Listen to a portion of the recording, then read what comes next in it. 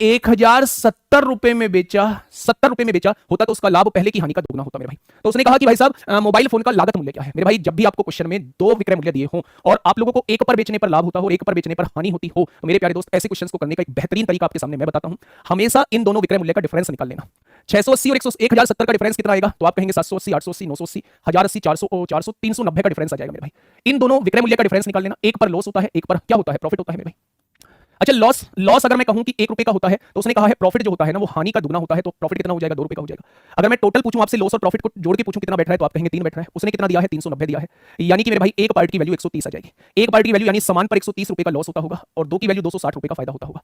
जब भी आप लोगों को सीपी की जरूरत पड़े तो मेरे प्यारे दोस्त या तो इस सेलिंग प्राइस में लॉस को जोड़ देना तब भी सीपी आएगा, या फिर इस सेलिंग प्राइस में से प्रॉफिट को घटा देना तब भी सीपी आएगा। जो मन करे वो कर देना। तो आपने कहा जी इस वाले सेलिंग प्राइस में जिस पर लॉस हो रहा है मैं उस लॉस को अगर जोड़ देता हूं तो मेरे पास जो है वो सीपी निकल के आ जाएगा, और सीपी कितना निकल के आ जाएगा तो आप कहेंगे उस वस्तु का जो कॉस्ट प्राइस होगा वो 810 होगा।